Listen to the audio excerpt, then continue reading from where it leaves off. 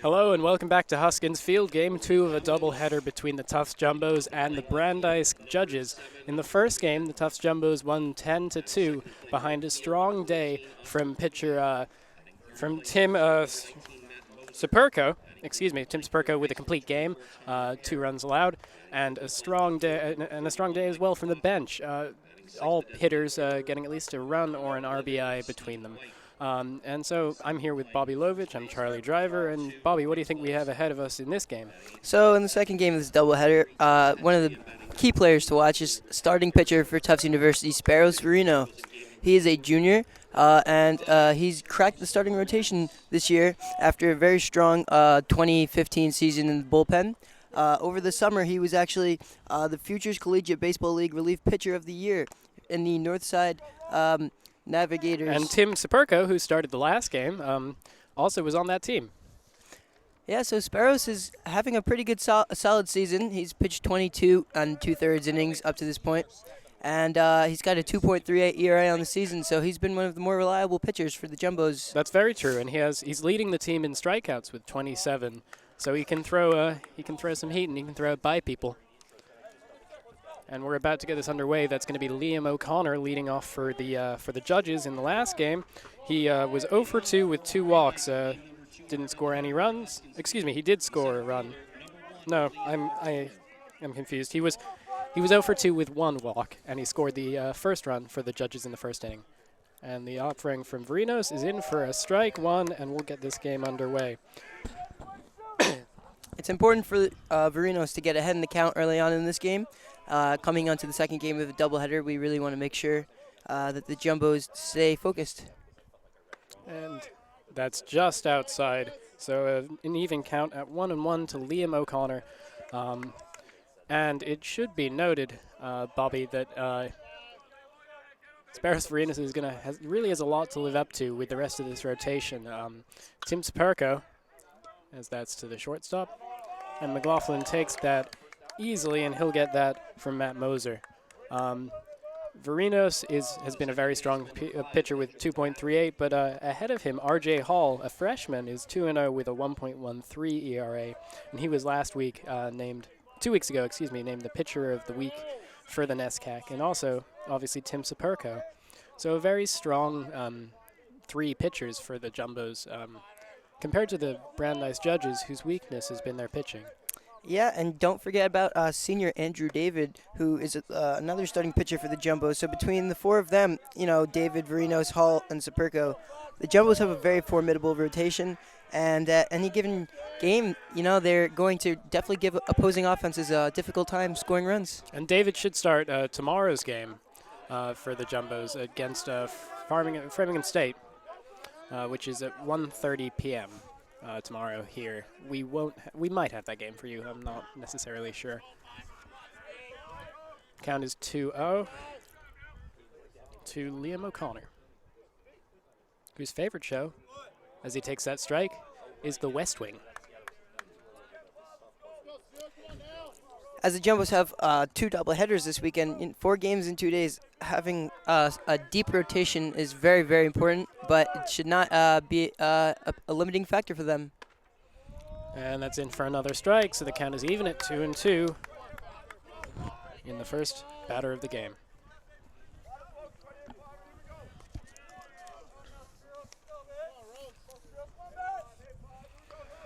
The Jumbos 10-3 with that win earlier, as that ball is grounded over. And easily handled by Christian Zazali, by the new player for the Jumbos, who came in to replace Christian Zazali, Petrie. Tom Petrie, who's number 3. Tom Petrie, more known for his glove, but he's a solid hitter as well. Not having the best season, only batting 136, but he has a chance to raise that today. He's in the lineup for his glove, as he's a defensive stalwart who's pretty much capable of playing any infield position. And that's in for a strike to the number 3 hitter, Tom Heineman. Greg Heineman, excuse me.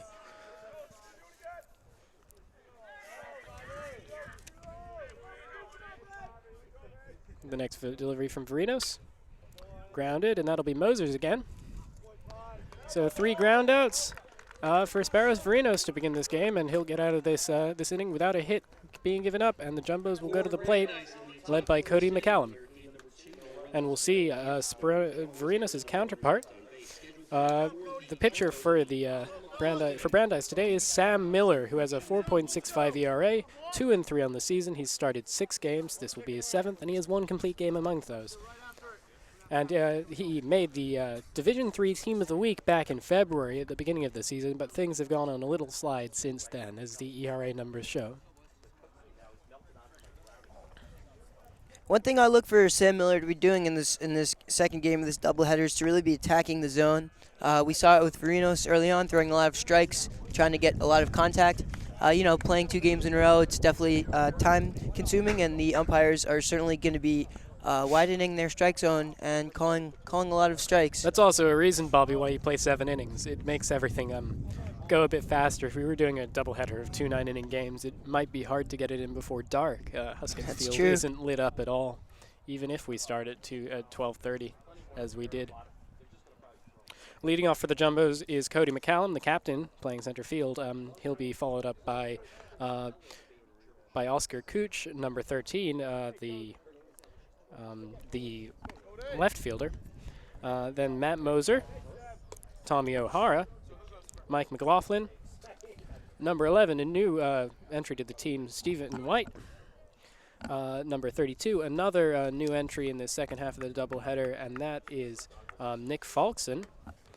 Followed then by Petrie, who we discussed earlier, the second baseman, Tom. Harrison Frickman, number 10. And then back to McCallum. A lot of changes for the Jumbos compared to the Judges, who are only making 1 different decision in the lineup card for this second game. And here's McCallum now. Sam Miller is the kind of pitcher who's going to pitch to contact. He's only got 14 strikeouts this year, 21 strikeouts and 31 innings pitched, and he's given up 31 hits. So he's definitely the type of pitcher who will put the ball in the zone and let hitters put it into play. McCallum walked twice in that game. He scored a run while doing so, and he was 0 for 2 other than that. Trying to get his first hit of the day here. Squatted back all the way back, even a bit out of that batter's box from the right side. Nice contact. That into the outfield. Ranging back, and a little misplay there by the second baseman for the Judges. That was number 5, Benjamin Bavley. And he probably should have called that, right, Bobby? Absolutely. That's a ball that should not have gotten down. I definitely think that's due to a miscommunication between the second baseman and the right fielder. Someone's got to call that, whether it be the second baseman or the right fielder. Typically, that's the outfielder's ball as he's coming in on it, so he's got a more easier call, but someone's got to take charge there and be aggressive. But I tell you what, it goes down as a hit, doesn't it? It does in the scorebook, which is very, very good if you're Cody McCallum. He'll tip his hat and say thank you. And here's Oscar Cooch, number 13.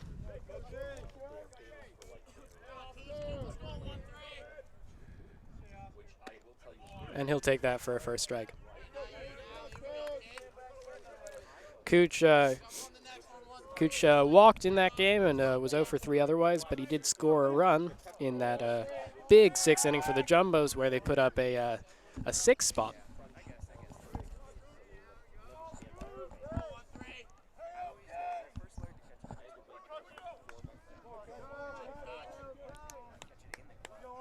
Miller readies and deals.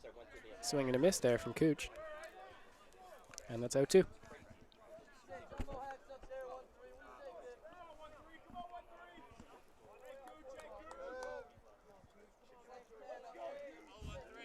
And I tell you, Bobby, this bench for the Jumbos never stops yelling words of encouragement. We're positioned right above them, as that's hit relatively shallowly. Ranging over is the left fielder there for Brandeis, and that is Tetner on the catch. Yeah, and you were saying how the Tufts bench is really supportive, and it really goes a long way, especially in the sport of baseball. It's a slow-paced sport, and you never really want to fall asleep. So it's really important to have your teammates out there cheering for you, keeping you awake and alert. And here is the third baseman, Tommy O'Hara, reigning NESCAC player, rookie of the year, and all NESCAC team. Really a rising star for this Jumbos side. And he had a big day in that, contributing to that 6th inning. He had a double in the 5th and then a single in the 6th, and he drove in 3 runs over the course of that game. He's definitely someone that the Jumbos are going to look forward to having as a star for the next 3-4 years. So, it's not typical that a lot of freshmen will get to play, starting as freshman year. They do have the JV team where they like to keep a lot of the first-year players, but he came in and he took charge right away. So, four-year starter. And it really speaks to his considerable amount of talent. He's also a big guy. He's really built as a baseball player. He's over 6 foot. I believe he's 6'4". It was mentioned last game. So he's got the physicality for it, and he has the physicality to get that single, maybe a double there. He'll be rounding first and heading to second. Holding up at third is McCallum. And a double there for Tommy O'Hara, his 2nd extra base hit of the day and his 1st hit of this game. And McCallum, as he was rounding third, he thought about coming home, but with 1 out, you don't want to take too many risks. Excuse me, that was not Tommy O'Hara, that was Matt Moser. What am I doing? Moser also had a great day. This is Tommy O'Hara at the plate now. Matt Moser had scored 3 runs in that game and drove in 1. And he now has a double to go along with the single that he got in that game. O'Hara, as we were talking about, reigning NESCAC Rookie of the Year. Thinks about swinging, but realizes it's too low, and he'll take that ball 1.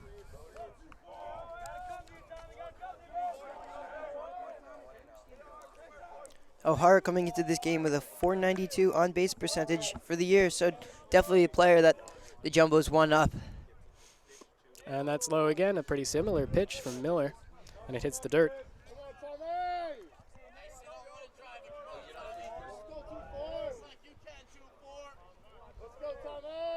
And it took the Jumbos in the first game until the 4th inning, I believe, to get their first hit, and they've already gotten 2 today, 2 in this first inning.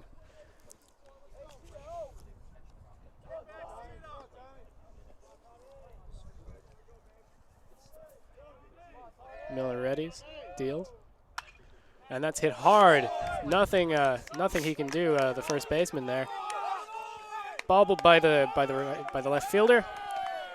O'Hara will get into second, and that'll clear the bases.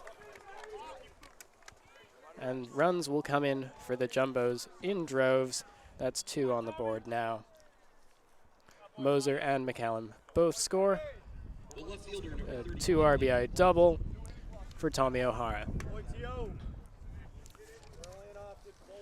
And boy, you have to think that Hart will not be happy with that little misplay in right field, Bobby, right? Certainly, I think the problem on that play was Max Hart tried to throw the ball in before he could pick it up. He was really concerned about trying to throw out the runner at home plate, but you got to make sure you pick up the ball before you throw it. Just kind of overthinking things, crunched for time because of O'Hara's considerable speed rounding that first base. And almost a nice play from the first baseman, Heineman, but couldn't get his glove on it. And that's a long hit there, going into the gap. Hart can't make up for it. That was McLaughlin on the big hit. He'll get into second easily, and O'Hara will come in to score. 3-0 Jumbos, top first. And we apologize if you're hearing any sounds of wind. It is gusting here at Huskins Field. It's very important. It's very helpful for the Jumbos. They're getting out to an early lead early on this game. When you're playing a doubleheader, it's very easy to fall asleep, but they're keeping the energy going in the second half of this doubleheader. And Doyle's out talking to Miller now as Stephen White has stepped up to the plate. White did not play in the first game. He is batting .267 on the year, no extra base hits, and an on-base percentage of .313. 1 stolen base to go with that.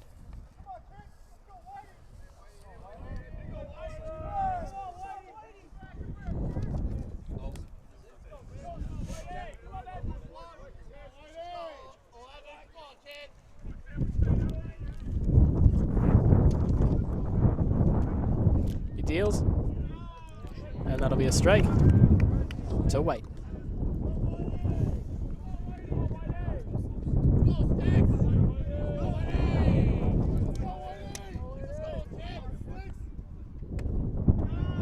another strike, 0-2. You'd like to see Stephen White attacking those pitches and swinging. You don't want to see him strike out looking here, especially a player who doesn't get too many at-bats. This is the kind of opportunity where he's got to make the most of it and show the coach what he's got. That's true. This is White's fourth start of the year, and he goes down on 3 pitches. That was just not a good at-bat. It seemed on that pitch he just wanted to swing no matter what, just for the sake of swinging, and he did not put forth the most. That did not seem like the best swing in his arsenal. And here is Nick Falkson, who is playing first base today. And you have to think of all the people, no one on this field is happier at that weak strikeout than Miller. He needs to get back into his groove here. He gets into a groove here with a strike.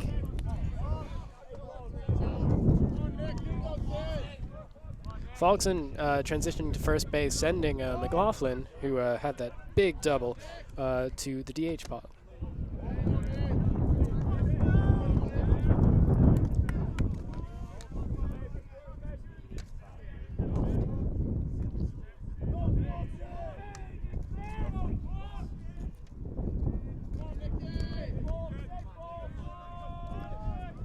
And the pitch to Falkson.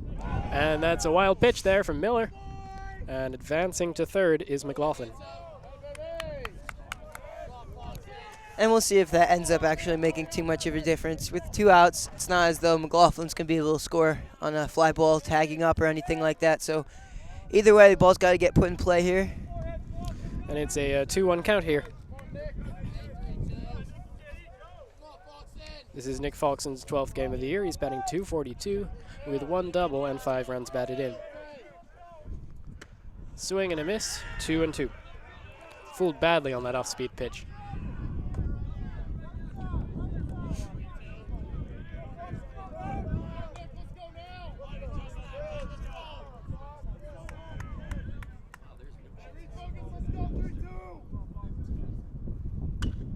Popped up. Very high. Miller ranging over, called off by the first baseman. And with that reception, Heineman will end the inning. And we'll see Ryan Healy come up to bat, hitting in the 4 spot for the Judges in this next half inning. Score after 1 is 3-0 Tufts, 4 hits, 3 runs for the Jumbos, 1 error for the Judges. What have you seen in the first inning that you liked and disliked, Bobby? Well, it really just seems like the Jumbos are just a more alert team right now, and it really seems like they're in control of the game from both an offensive standpoint and a defensive standpoint. Sparrows Farino came out in the first inning just attacking the zone.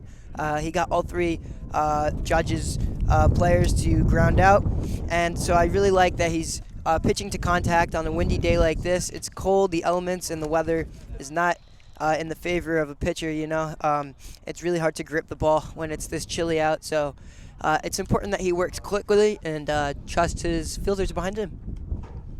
And first up for the Judges will be the DH right now. He played right field in the last game. Ryan Healy, who doubles as the closer for this Judges team. And as that closer, he has a 0.00 ERA. He's been shut down in that position, but the Judges, at 8-14, I believe, right? No, 8-11 and 1 on the season, have not really given him that many chances to shine at the end of games. That tie, incidentally, for the Judges came a few weeks ago against Salem State on March 30th, and it's the first tie that they've had in over a decade.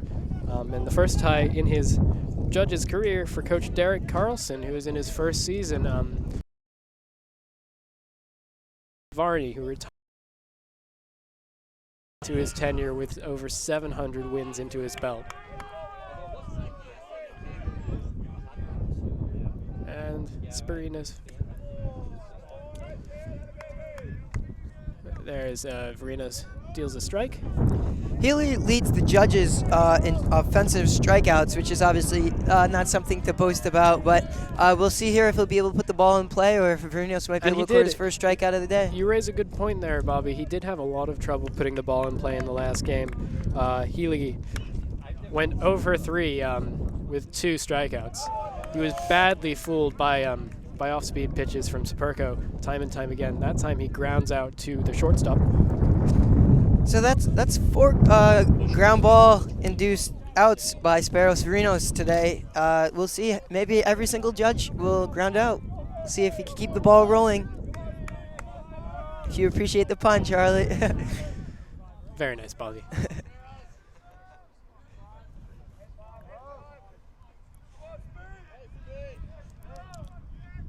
Here's Verinas.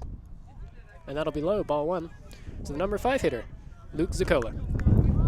Zakola is playing shortstop for the judges. He got that final out to retire the side in the bottom of the first, and he was 0 for 2 with a walk and a strikeout in the first game. And that's a little high there, 2-0.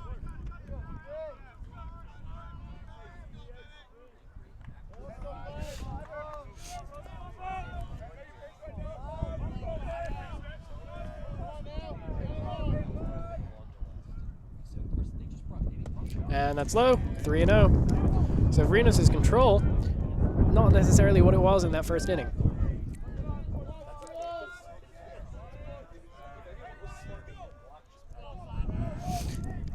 We'll look for Verinos to pound the zone here.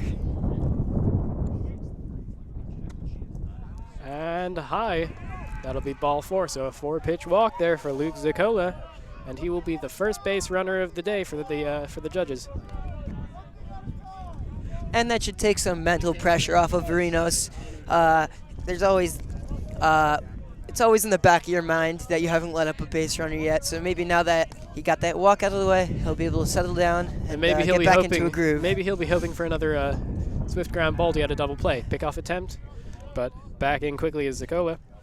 Here is Doyle, the catcher for the judges. Caught the last game too.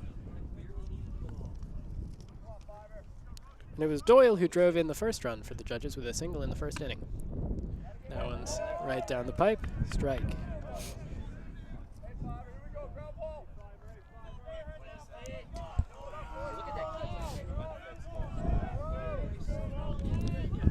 Not the biggest lead from Zakola off of first. He feigns going there.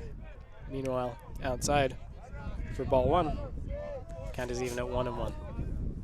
Doyle has struck out 15 times this year and only walked once, so not the most patient batter for the judges, but he'll try and work the count against Verinos as he tries to get his control back.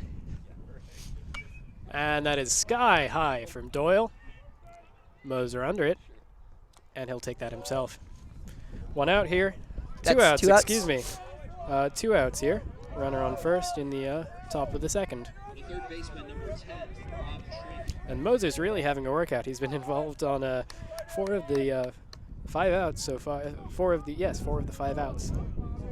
And here we see Rob Trank step up to the plate, a graduate student, and the February 23rd Division III Team of the Week member, and also very respectable in short sleeves. In addition to short sleeves, no batting gloves. Old school from the graduate student. You don't see too many guys nowadays hitting without batting gloves, especially in cold weather like this. It's about 40, 45 degrees here. You also generally don't see too many people wearing stirrups, but they seem to be very popular and even mandated among this Jumbo's team as Trank swings through that offering from Verinos. So Trank throwing it back to the classic old days.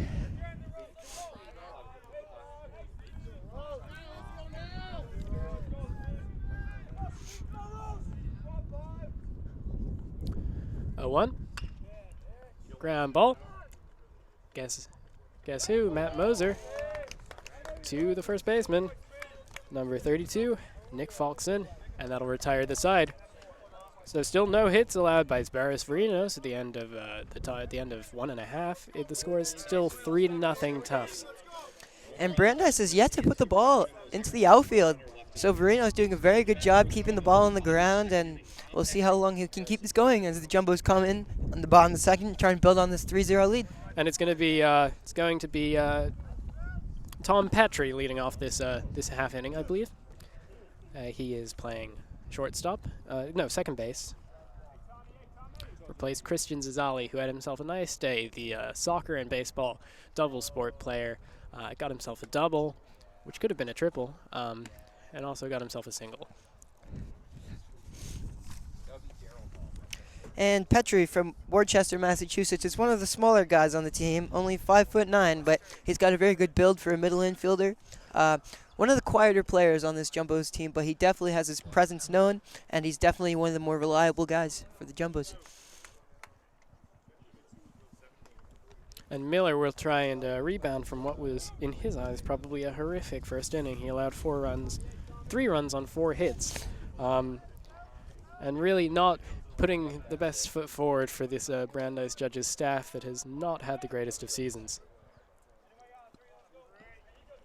Meanwhile, the Jumbos, trying to repeat their success against the Judges last season, they were able to win both games of the doubleheader that these two teams played, including one by 28-2, which they haven't replicated in the first game, but there's still time here.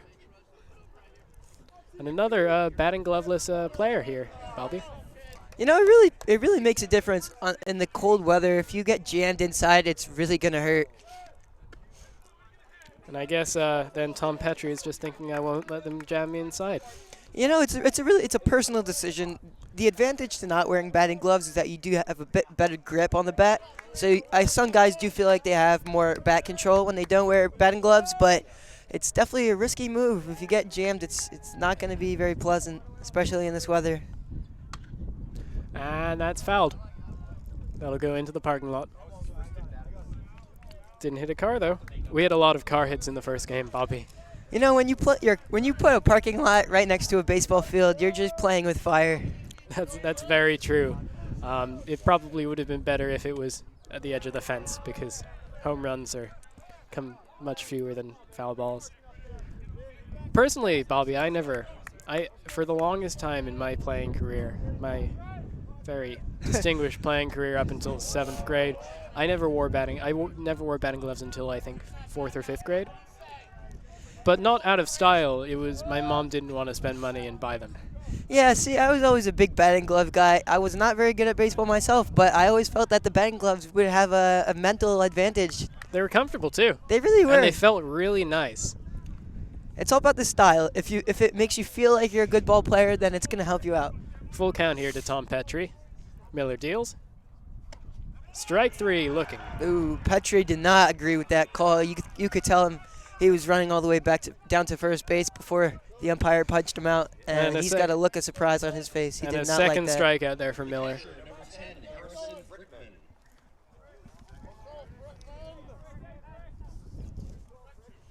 And here is the catcher, Frickman. Harrison Frickman, the freshman from Charleston, South Carolina. Frickman has not gotten too much playing time up to this point in the season, so he'll look to be aggressive here and show the coach what he's made of. And that's outside. That'll be ball 1. 1 ball, 1 strike to the freshman. Frickman, interestingly, is the lightest player on this Jumbos team. And he'll line out right to the third baseman, Trank. But he'll run it out anyway. Good for the freshman. 2 outs here.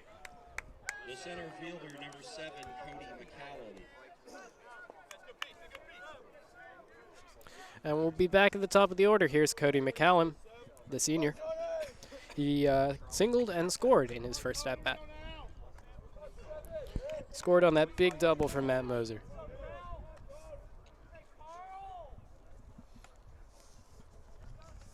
And Sam Miller here, it seems like he's definitely getting into more of a groove here in the second inning as compared to the first. He definitely seems more relaxed.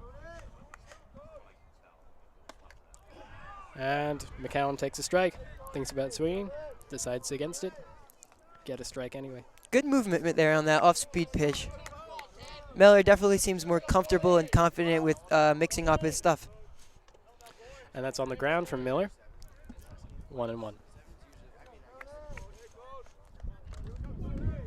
You know what they say, Charlie, about the good pitchers? Typically, you need to get them in the first inning because once they get into a groove, it's very difficult to hit them. That's what we had actually with Tim Saperko in the first game. Allowed 2 runs in the first, one run in the first inning. Only got touched up for 1 after, and was really shut down for the longest time. Swing and a miss there from McCallum. Didn't read that ball well at all coming out of the hand. It's a good thing the Jumbos jumped off to a quick 3-0 lead because it really seems like Miller's coming into his own here in the second inning. Looks like a completely different pitcher.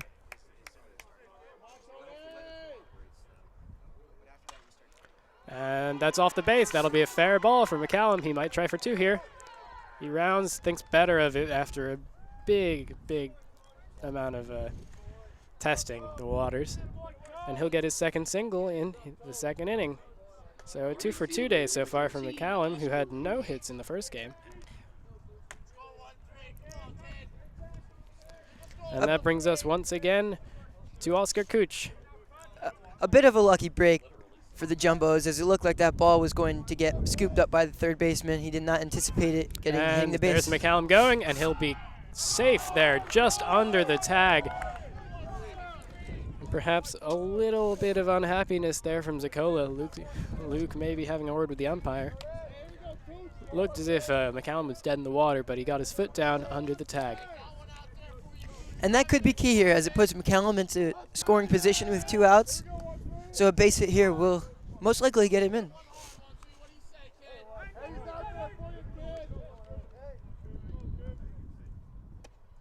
And that'll be a ball. 2-0.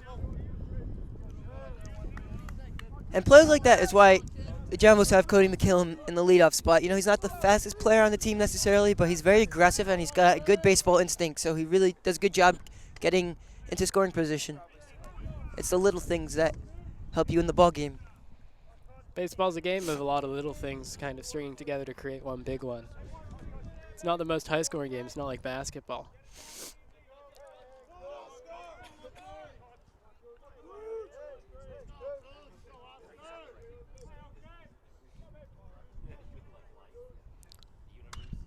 Big hit from Cooch. That's going back.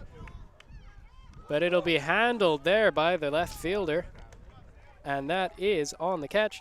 Tetner, number 11, reeling it in and ending the inning. So a good hit from Cooch, but he'll fly out to Tetner for a second straight inning. So the Jumbos threaten here in the bottom of the second inning, looking to build their score, but the Brandeis judges get out of it, so we'll go to the top of the third, and the score is still 3-0. Judges have yet to get a hit. In fact, the judges have yet to hit a ball out of the infield, so Sparrows Verinos will continue to attempt to get more ground ball outs. And perhaps Matt Moser would hope that they could make it out of the infield because he's been doing all of the work on defense for the Jumbos.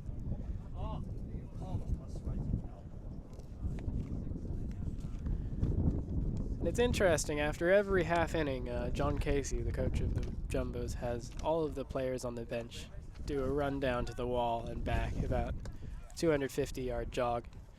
You think that's just to keep them loose? Oh, absolutely. To keep them loose and to keep them alert. Baseball's a slow-paced game, and for the guys on the bench, it can be difficult to keep your head in the game. But on a cold day like today, it's very, very easy for your muscles to tensen up, and the jog in between innings is key in keeping these bench players warmed up and ready to go if need be. And we're going to have Max Hart come to the plate. This is his 10th start of the year. He's hitting 158 with 2 doubles and 8 strikeouts. His on-base percentage 175. He did not play in the first game, and he is currently positioned himself in right field, where he had that little mistake that led to the single turned double in that first inning for Tommy O'Hara.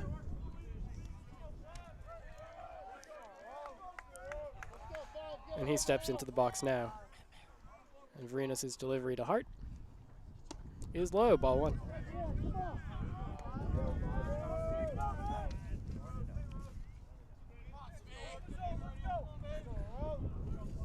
I think I'm going to have some tea when I get home, Bobby. I need some hot That's stuff. a good call. It's a good call. It's definitely gotten a lot colder since the game 1 of this doubleheader started. And low turns into high, and 1-0 turns into 2-0 for Sparrows Verinos to Max Hart.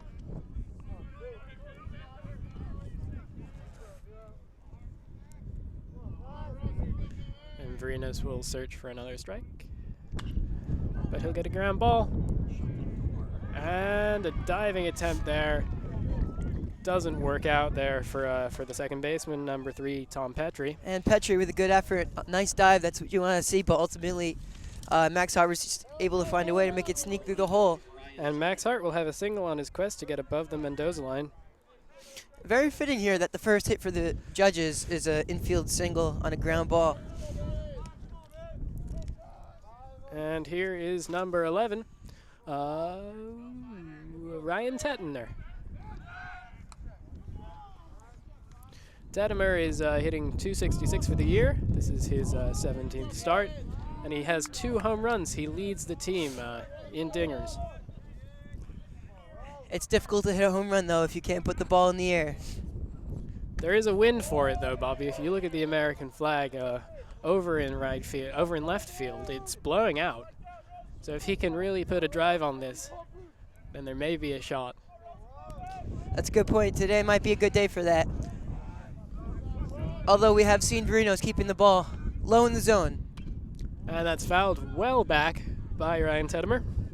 0-2.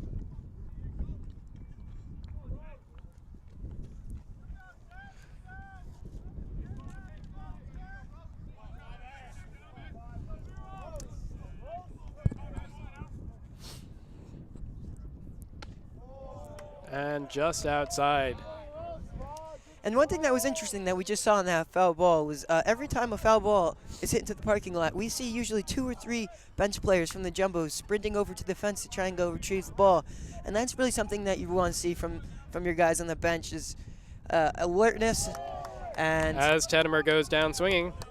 Alertness and livelihood, and it seems like they're really competing to see who can go collect those foul balls, you know? That's the first strikeout for Verinos, a pitcher who lives by the strikeout, leading the team in them with 28 now, but has relied more on the ground ball today. And we're back at the top of the lineup with Liam O'Connor, who grounded to Matt Moser in the first inning.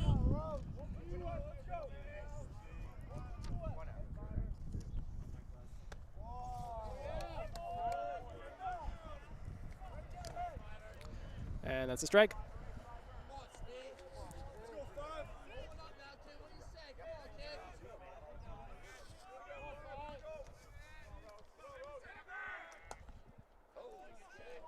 Pickoff attempt. We don't see the Judges players taking 2 big leads today. As they're in a 3-0 hole, they just want to catch up, and they're not really worried too much about stealing bases right now, although it's a smart decision by Verinos to check in. And an interesting swing there from Liam O'Connor. He does make contact, but it goes foul on the left field side. It looked like he was trying to check his swing there on that pitch, as it was clearly high, and that definitely would have been a ball, although he was not able to hold his swing in time. And it works out in favor of the Jumbos. 0-2. 1-2. And that pitch was in pretty much the same spot as the previous one, although this time Liam O'Connor was able to hold off.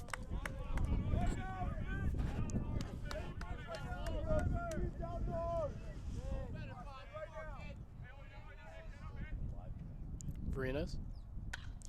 Grounded on the left side. Takes the short route.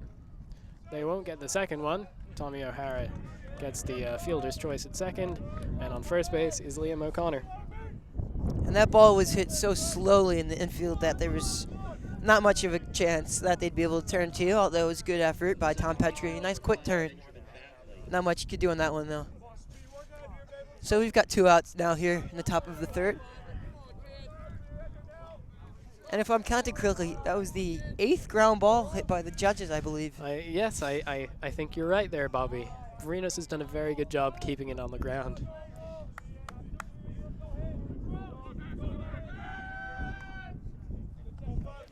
And here is Benjamin Basley, whose sister is apparently a budding pop star, we found out in the first game. Our trainee, who did a very good job, Ari, apparently played middle school baseball with Benjamin Basley. And a strike from Sparrows Verinos to his opposite number.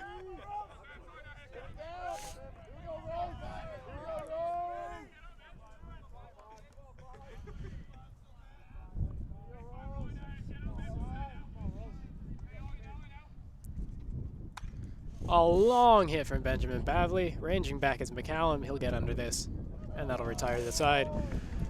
So ball leaves the infield on the fly, Bobby, but it comes to nothing. And at the end of 2.5, score is still 3-0. First hit there, Max Hart in that inning for the Judges, and a first ball leaving the infield. But Verino's still pitching very, very well. And it's funny how the first instinct is to assume that ball was hit incredibly far. In reality, it was a normal ball hit to the middle depths of the outfield. But with Verino's keeping the ball on the ground for seemingly every batter, the first instinct is to assume it might even be a home run on a fly ball like that one. But ultimately, keeping it in the park. And Sam Miller will get a chance for his third inning of work here. He had a rough inning in the first time, rebounded in the second, hoping to continue on that hot streak. Facing off to start against number 19, Matt Moser, the shortstop. Moser doubled off him in the first.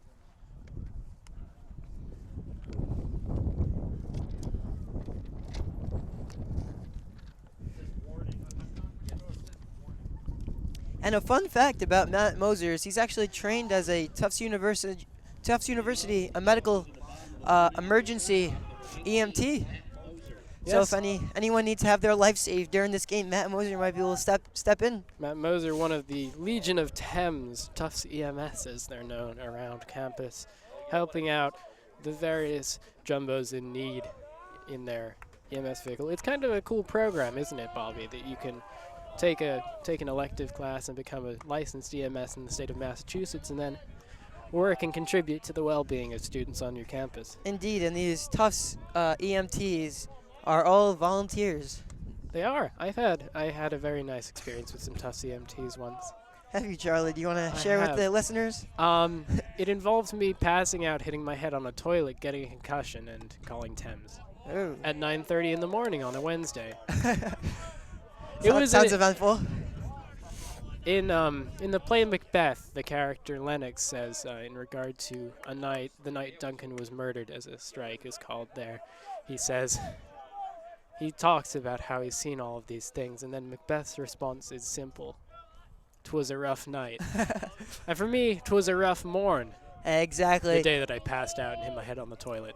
You think you've seen it all, and then you pass out and hit your head on a toilet at 9:30 on a Wednesday morning, and then you can truly say you've seen it all. And that's a ball and a walk from Matt Moser.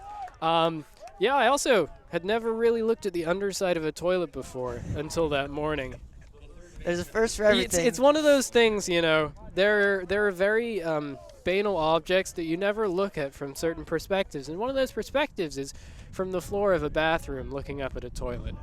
And can confirm it looks pretty similar to the rest of the toilet.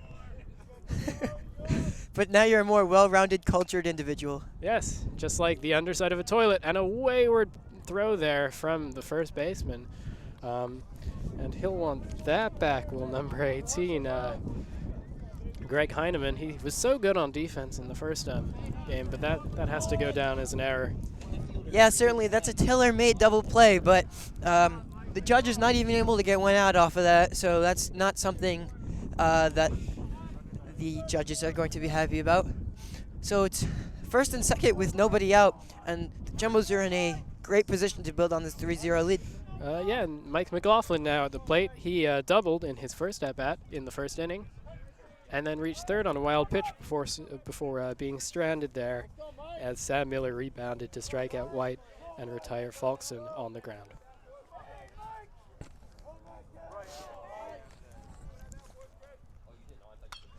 And that's a little bloop to the right side of the infield. And unable to retrieve it is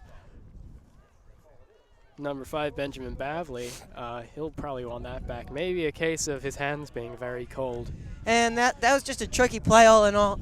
That ball definitely had some spin on it, and it was difficult to read.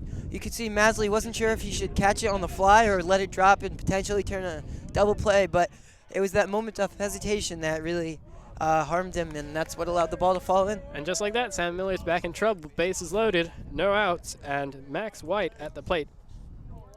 Although you can't Stephen White, excuse me.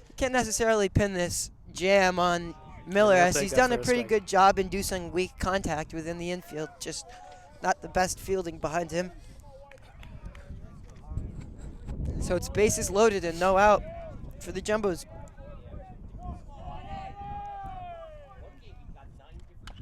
Ground ball, handled by Heineman. Low throw, but well caught there by the catcher Doyle, and that'll be one out. And that's a 3-1 there. The first baseman, number 32, Nick Faulkson.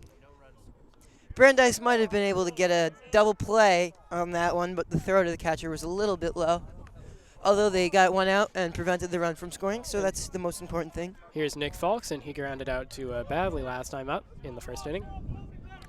Hoping to get a run in here for the Jumbos. A little insurance, take him up to 4.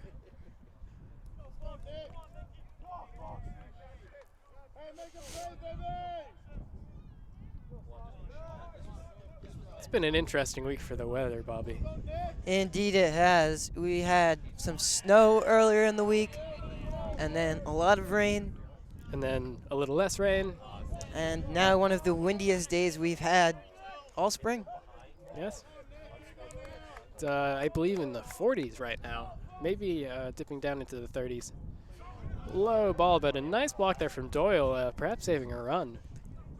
You know, it's interesting. A few weeks ago, we were in the 70s for a couple days consecutively. I remember there was one Wednesday where my Snapchat filter said it got up to an 80-degree day, and everyone came out to the president's lawn here here on the hill in Medford in like shorts and t-shirts, rejoicing at the beautiful spring day that the groundhog had predicted for us to come early. And then all of my hopes and dreams were crushed by snow and rain. I feel and you, cold. Charlie. April is not a very easy month to predict the weather for. Weather is a fickle mistress. Here's Nick Faulkson, whose favorite pregame meal is chicken parm. Like one other player of the Jumbos, who I have since forgotten. You know, it's interesting. I remember back during the NCAA tournament for men's basketball, we were talking about how Tom Peleschi always Yes, Tom eats Pileski. But chicken parm before the I games. think it should be noted that is a different chicken parm because Tom Pileski specified that it was his mother's. Indeed. As Faulkson goes down on strikes. So after having bases loaded and no outs, there are now bases loaded and 2 outs, and the Jumbos have not been able to capitalize on building upon this lead yet. And Miller's been able to help himself with those strikeouts. That's his 3rd. And up now is number 3, Tom Petrie, who struck out looking last inning. Not going to strike out looking this time. Heineman over to Miller and back to the dugout. End of the inning. So disappointing bottom of the 3rd for the Jumbos. They failed to capitalize on a golden opportunity to build on this 3-0 lead. But ultimately, Sam Miller did a good job keeping calm, remaining his composure. We mentioned in the 2nd inning that he definitely looked like a different pitcher from the 1st. Definitely looked more calm, and despite falling into a quick jam here in the 3rd, Sam Miller does a good job pounding the zone, covering first base on that. Definitely seemed much more focused here in the 3rd inning, and Brandeis was able to get out of the jam unscathed. And it's the mark of a good pitcher, Bobby, to be able to get out of jams like that when you have so many people on base. And Sam Miller, even though he had that little blip in the 1st and he's had that little blip at the beginning of the bottom of the 3rd, getting those runners on has shown that he is a good pitcher and he can get out of jams. And certainly, I wouldn't even blame the bases loaded jam on him in that 3rd inning there, as we did see a few defensive misplays behind him. But he was able to keep his composure. You know, it's very easy to get mad at your teammates when they make mistakes, but he did a good job just staying calm and doing his part and do what he's got to do and trusting his teammates behind him to make the plays necessary. And Brandeis was able to recover. And now they hope to recover the lead that they gave up in the 1st inning. Well, not even the lead, the tie game that they gave up in the 1st inning by getting 3 runs back, the requisite to tie this up. And the onus of that will fall to the first baseman who asserted himself in that inning, Greg Heineman.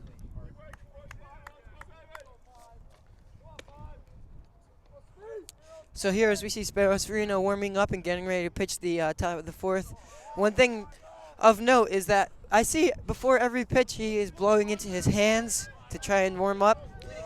It's definitely getting very windy and very cold out here, and we'll see if this chilly weather plays a factor into Verinos, as it definitely seems like it could be bothering him. At the same time, I'm sure he's played in conditions at least worse than this. Yeah, this is less than ideal for baseball, but it could definitely be worse. And that's a ball to Heinemann.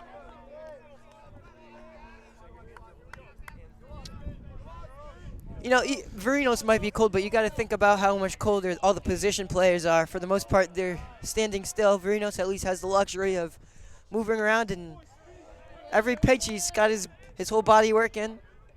So that will help him stay warm for the most part. And he's still throwing strikes as he shows with that one to Heinemann. Count is now 1-1.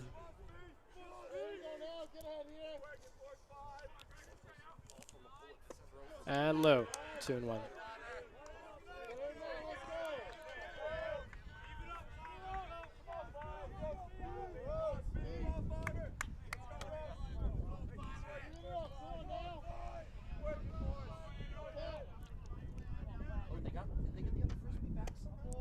And low again, 3-1. Good hitters count here for Heinemann, isn't it? Indeed, 3-1 is pretty much ideal. Verinos does have the option of using an off-speed pitch, but for the most part, Verinos is going to try and attack the zone here because he does not want to give up a leadoff walk. But a leadoff walk is just what he gives up there. That'll go all the way to the backstop. Heinemann won't really have any thoughts about going to second, though.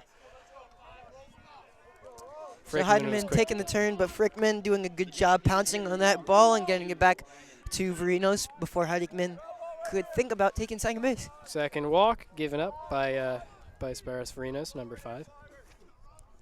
And up to the plate now is Ryan Healy, still looking for his first hit of the afternoon.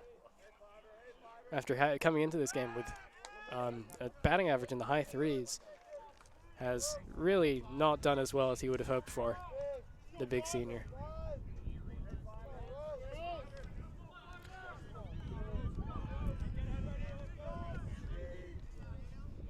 Grounded out to Matt Moser last time up, as many of his teammates have done before him.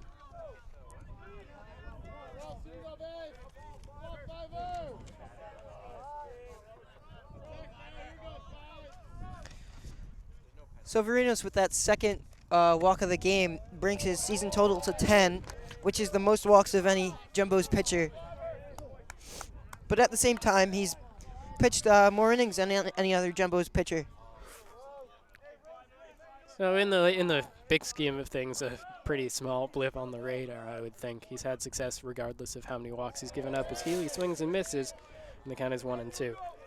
Indeed, and Verinos averaging over 10 strikeouts a game this year, so definitely an accurate pitcher this far into the 2016 season.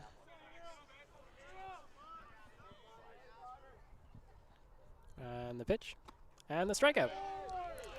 Going down stringing is Healy, and there's one out in this inning. It's third strikeout of the day for Verinos. Excuse me, second strikeout of the day. 2 strikeouts, 2 walks.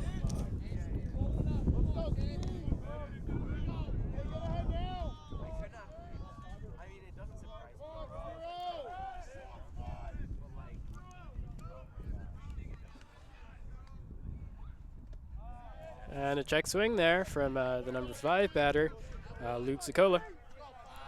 And that'll be called a strike. Zicola walked in his last time up in the second inning, but didn't get any further than first base.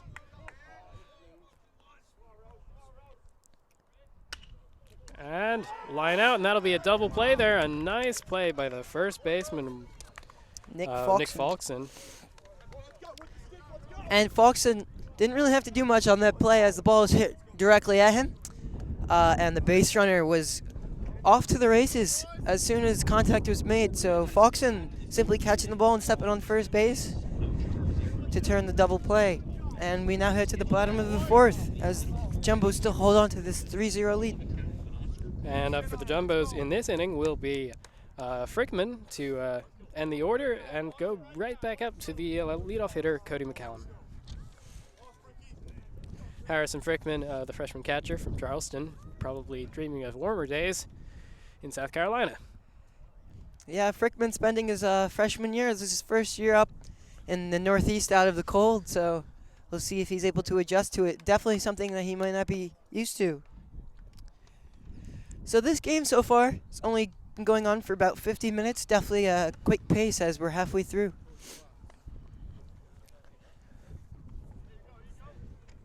And the reason we're playing 2 7-inning games, in case anyone was wondering, is since this is a non-conference matchup, the Brandeis judges are not a member of the NESCAC conference that Jumbos are in.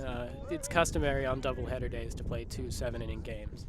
Meanwhile, when the Jumbos face off against division rivals Trinity, I believe, next weekend, they'll play a 3-game series, which would involve a 9-inning game, a 9-inning game, and a 7-inning game. It's all about time, Bobby. Indeed. Because these are student athletes, and they need to be able to do their work as well. Certainly, that's the thing about D3 is these athletes are not here on scholarship, so they definitely have to make sure that they get their work done in addition to their athletic responsibilities. And speaking of athletic responsibilities, Frickman trying to get his team up to 4 runs any way he can. And he'll take that for a ball. Frickman, we saw, lined out to third base his first time up. And I'll take that as a strike.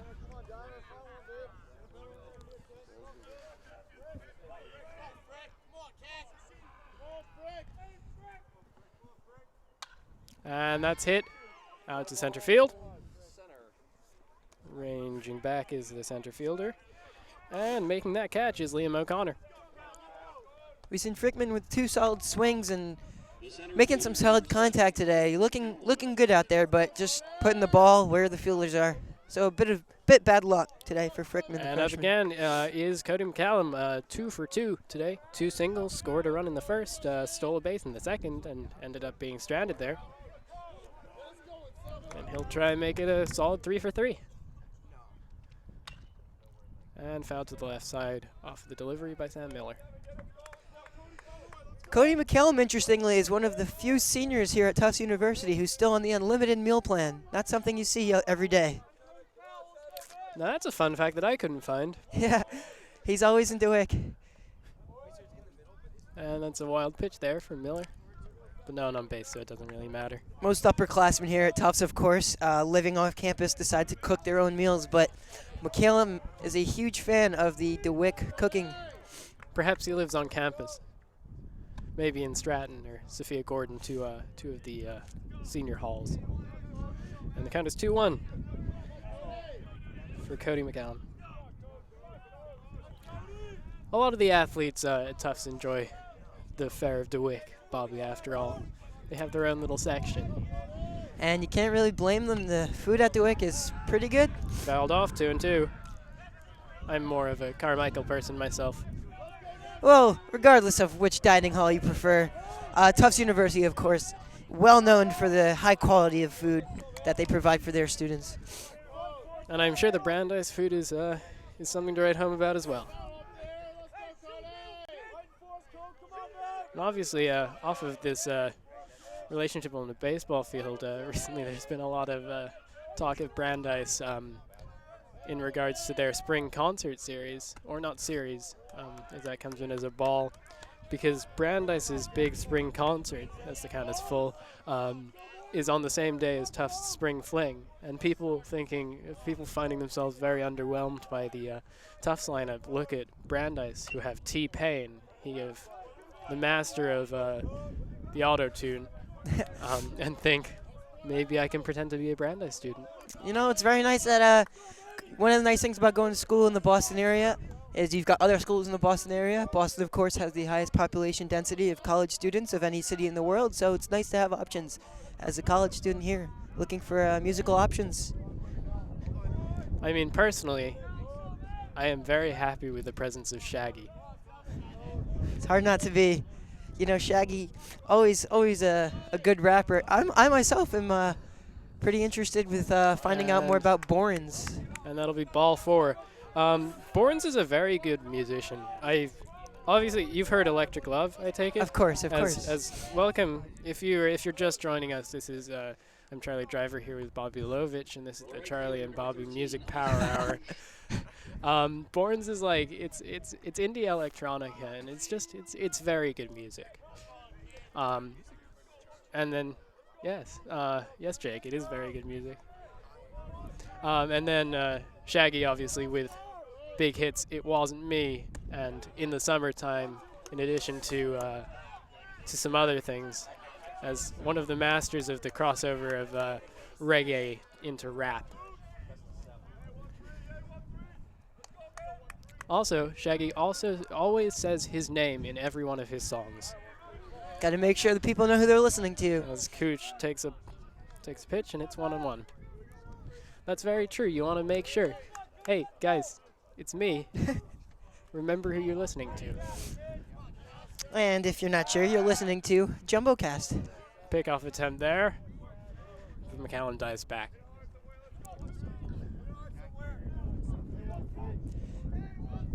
So McCallum stole a base earlier in this game, and we'll look to see if maybe he'll try and do it again, put himself back into scoring position. You won't need to there. That's a single, at least, for Oscar Cooch. Holding up at second is McCallum, and we'll have 2 runners on and 1 out here in the bottom of the 4th.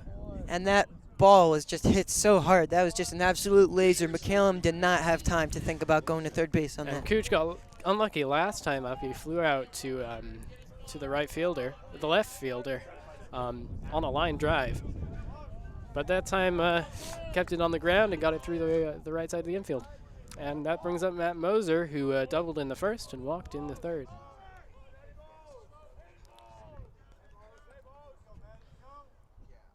And he rears back and swings, and that'll be a foul ball. Really tight call there, but the umpire not hesitating at all. Looked like it might have been just foul. That was a close call. Good eyes from the ump. But I like that swing from Moser. Definitely showing some good aggression early on. First pitch swinging, and he definitely put some good bat on that. But just left of fair. So he'll look to put another ball into play here and maybe drive McCallum in.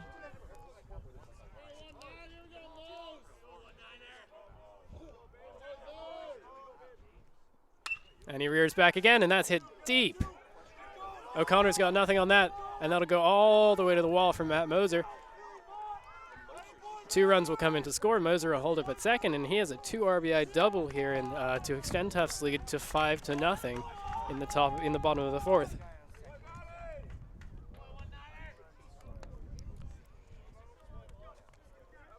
So 5-0 lead here for Tufts, and it's really nice for them having some insurance, having some padding here in the second game of doubleheader, as they're playing some of their reserves. So if they do want to rest some of their regulars, this big lead will definitely give them a nice cushion for that. And here's Tommy O'Hara, third baseman. Playing 4 games in 2 days, it's really important to make sure these players get the rest they need. You definitely want to save all the arms for all the pitchers and the catchers as well. Frickman, the backup, is getting a chance to play today, so the nice lead of 5 runs really will give the Jumbos some more confidence in letting their younger guys get some reps. Straight up right to Sam Miller, and he'll get the second out. Here's Mike McLaughlin, the DH. Excuse me, left fielder.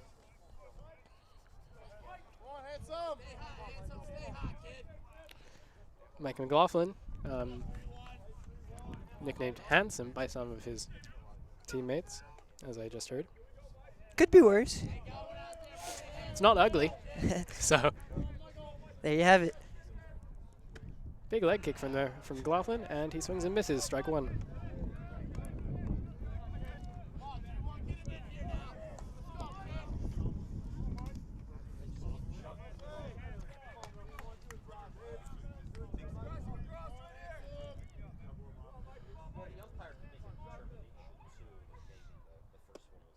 Strike 2.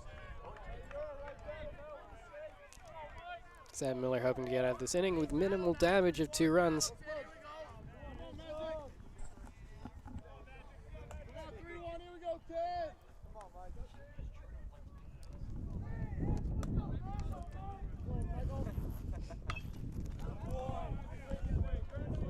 And that's going into the parking lot. And that almost hit us here in the announcer's booth. I wasn't looking, and I was terrified.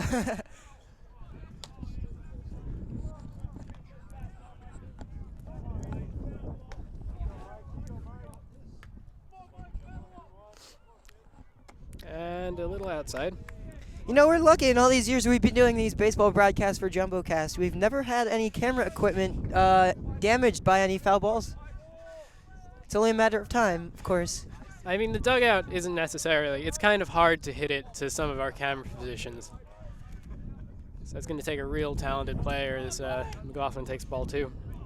Although there has been crazier things happen during baseball games. Of course, many years ago, there was the famous incident. Randy Johnson was pitching, and he hit a dove with a 95-mile-an-hour fastball.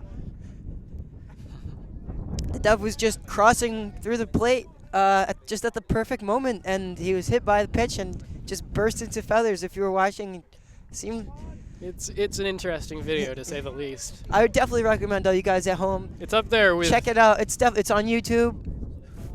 It's up there with when Manu Ginobili of the San Antonio Spurs swatted down a bat. And that'll be a ball. 2-2. Certainly another crazy incident. There's never any shortage of fun things going on in sports nowadays. That's very true.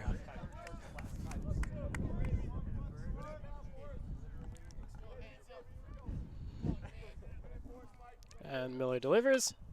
Fouled all the way back by McLaughlin. Staying alive.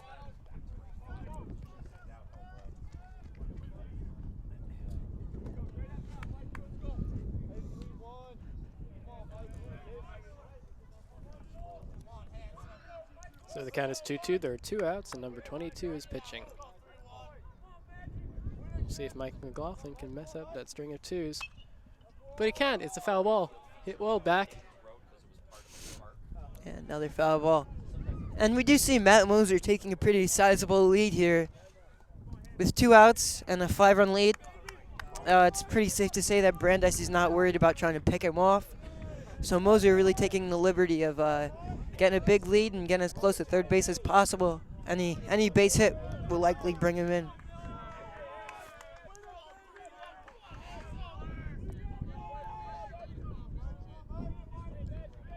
Miller will try again for a 3rd strike. But no, that'll be hit to the shortstop. And handled well by Heineman. And that'll end the inning. So 6-3 retires the side, but not in time to limit the damage. 2 more runs get on the board. A big double for Matt Moser. The shortstop drives in Cody McCallum and Oscar Cooch. And at the end of 4, the score is 5 runs to the Jumbos and 0 runs to the Judges. And it looks like Sparos Varinos will take the mound again and continue work on his shutout in this 5th inning. Varinos, of course, doing a very good job. First 4 innings, he's only given up 1 hit and 2 walks. So he's keeping the base runner to inning ratio at less than 1. And he'll look to keep it going here in the 5th inning. And last inning, should be last inning they were undone by the double play. The Judges, they did get a base runner, but there wasn't much they could do with the big liner to the first baseman, Falkson.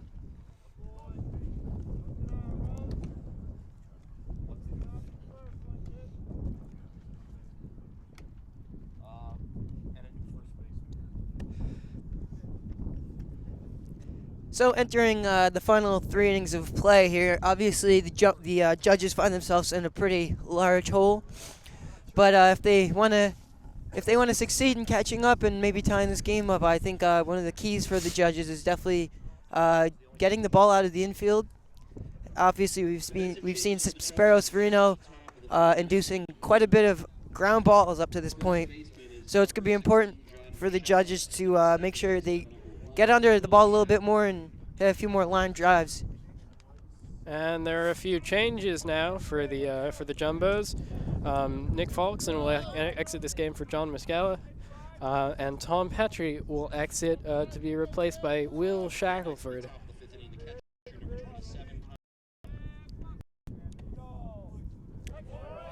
Shackelford, the freshman, has not gotten too much playing time this season, but with playing 4 games in 2 days and the Jumbos with a 5-run lead, gives the coaching staff a little bit more leeway to try and get everyone involved. Here's Connor Doyle, the catcher. Swing and a miss. 0-2.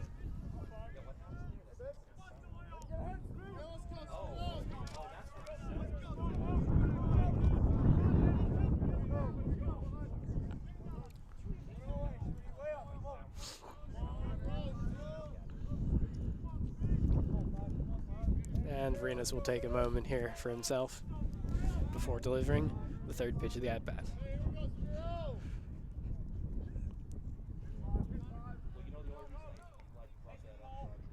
And the pitch.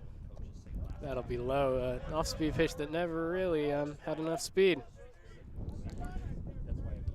1-2.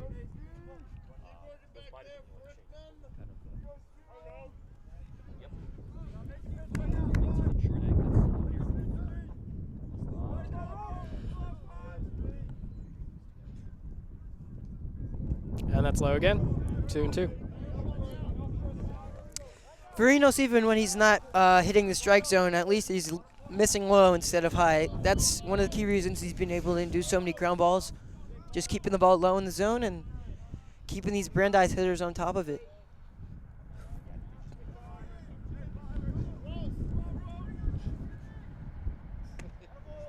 And that's low again. 3-2.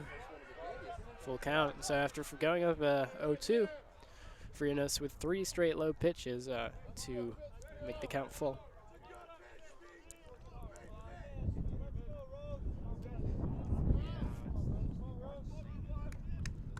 And the payoff pitch here.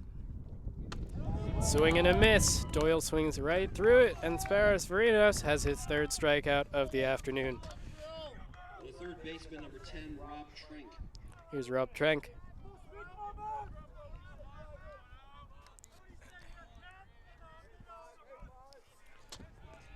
And the Brandeis offense today just has not been able to get anything going. It's hard to score runs when you're not able to string together a few hits. They've had a few base runners, but they've all been isolated incidents, so nothing doing for the Judges' offense. And that's outside ball 1. Trenk grounded out to Moser his first time out. That was in the 2nd inning. 3 innings later, he gets another chance against Sparos Varinos, who's pitching a gem of a game, outdoing his teammate Tim Saperko so far. And he swings through that one, 1-1.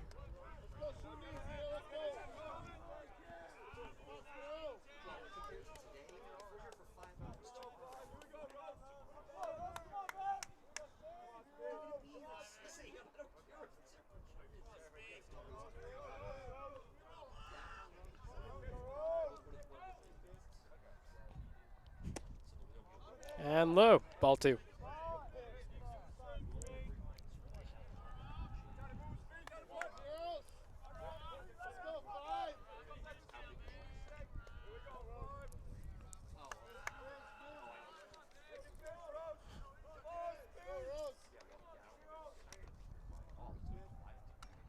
Fouled all the way back to the backstop. And that'll even it at 2-2.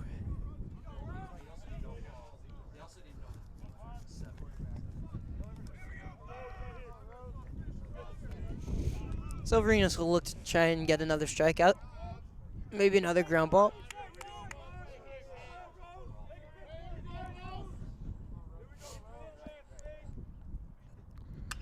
And a liner from Trenk, and that'll be the 2nd hit of the day for the Judges.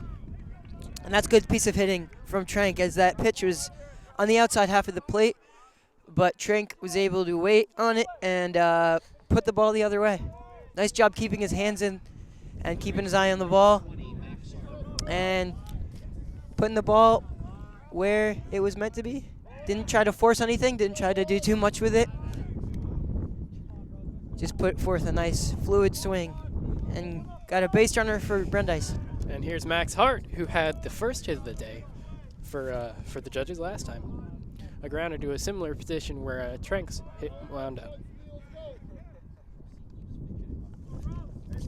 Trank taking a very small lead here. Doesn't want to do anything too risky, as Brandeis is in a 5-0 hole, so not looking maybe to steal any bases here.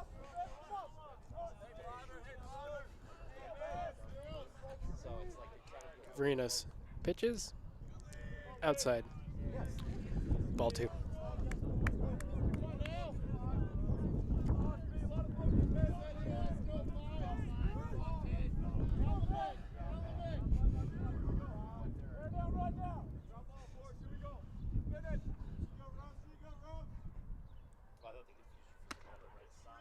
And that'll be a strike.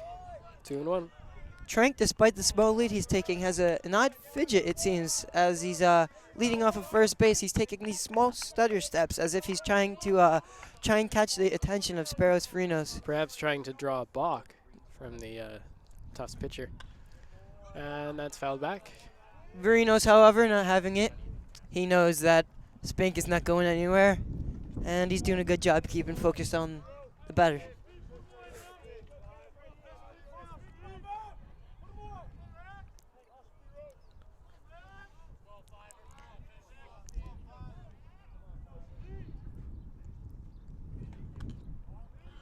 And a ball.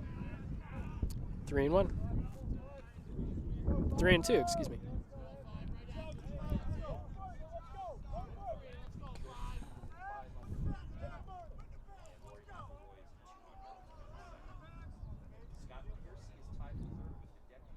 Payoff pitch. And that's hit on the line there. And Max Hart will have his second hit of the day, and that'll be the first 2 hits strung together by the judges here. The lower half of the lower third of the order, Trank and Hart really working well. And that's the first time today that the judges have more than one base runner in an inning. And Ryan Tedimer will try and dent Sparrows Verinos' impeccable record this afternoon. He's up, the number 9 hitter, with 1 out and 2 men on base.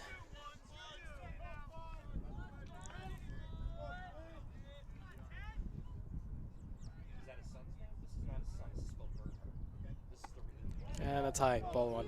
So for the first time today, the judges have more base hits than errors committed. Is that a sign that they're going to turn the tables here? Well, you'll have to stick with us to find out, won't you?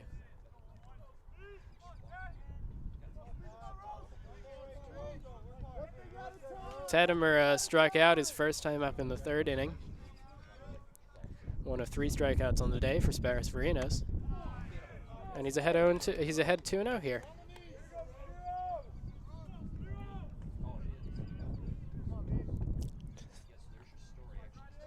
And so for the first time today, the judges have a runner in scoring position.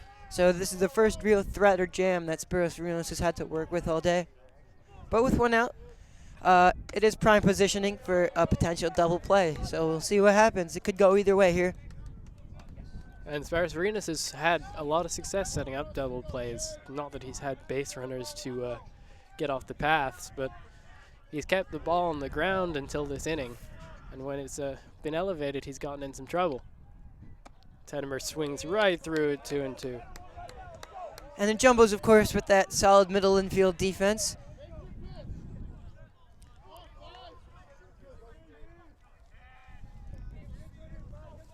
We've seen Tom Petrie, the defensive second baseman, come out of the game in favor of the freshman Will Shackelfield.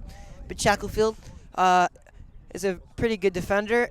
And Shackelford has played a fair amount of games so far. This is his 7th appearance. Exactly. He's only had 1 at-bat so forth this year. So he's definitely been coming in mostly for his defense.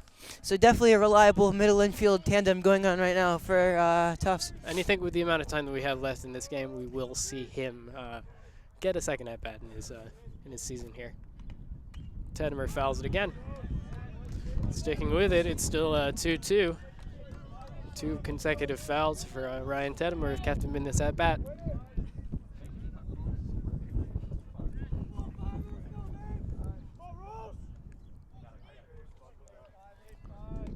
We see some action in the Jumbo's bullpen. Sparrows Verinos throwing a lot of pitches in this inning.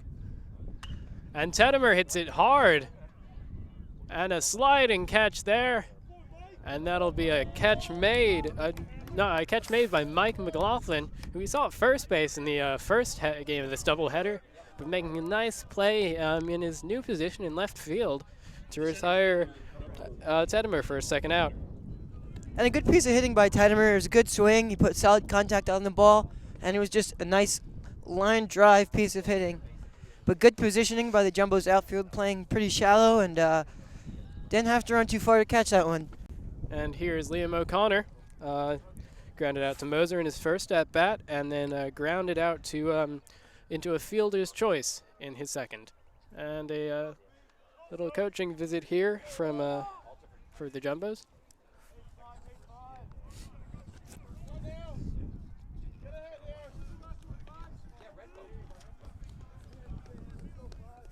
That's Bob Kenny on the visit, a longtime assistant of John Casey.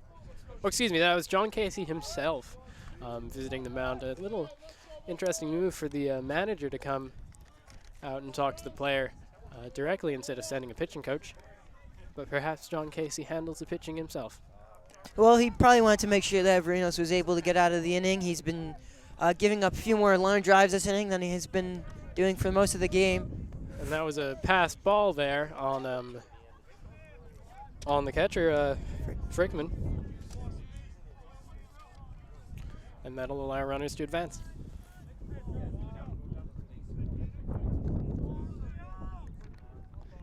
So runners at second and third here. This is the farthest the judges have had a base runner all day. And it's Liam O'Connor's duty to get them in with 2 outs. A base hit here could make it a 3-run ball game again. And that's a strike. 1-1.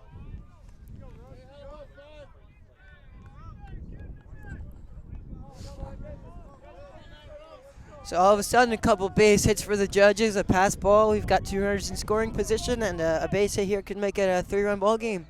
Things are getting interesting again here in the 5th. O'Connor makes contact. That's going foul, though. And that'll drop in without anyone getting a hand to it. 1-2. Verinos hoping to get out of this inning where the judges have given him more trouble than they had before. Top of the 5th, I'm Charlie Driver here with Bobby Lovich from a very frigid Huskins field. 5-0 Tufts. But judges threatened. The Brandeis judges are threatening.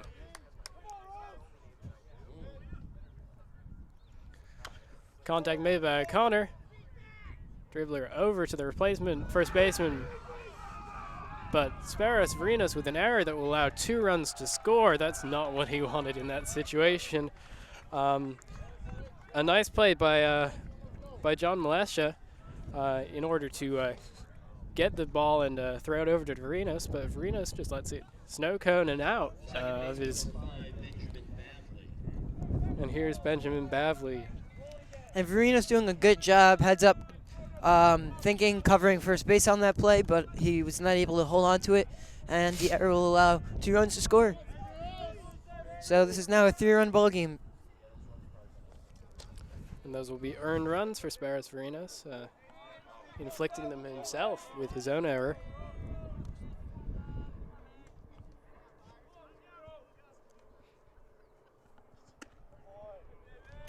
So as we start to see some activity going on in the Jumbo's bullpen, it seems like this is probably going to be the last inning for Verinos, regardless of whether or not he can get out of it, as he does seem like he's starting to feel a little bit fatigued, and his pitch count is getting up there.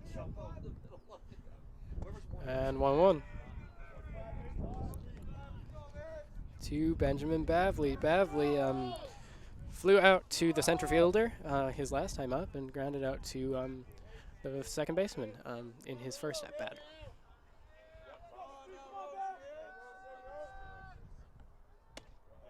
And that's in for a strike. So still some strikes in Sparos Varenas' gas tank.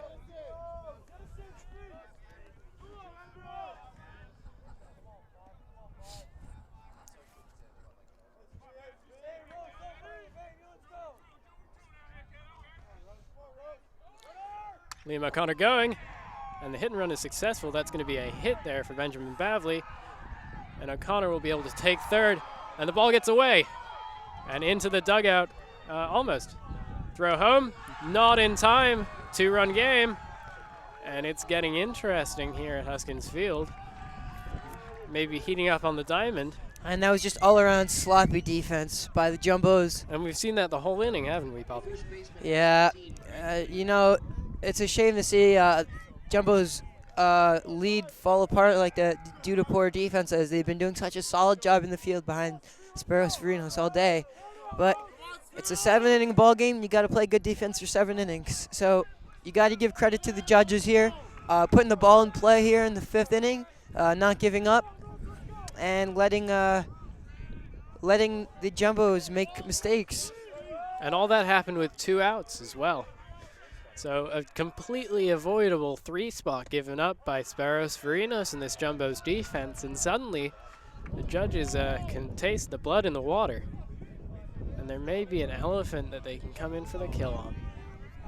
Which is an interesting metaphor considering the Brandeis mascot is a judge. But all interesting metaphors besides, that's a foul ball.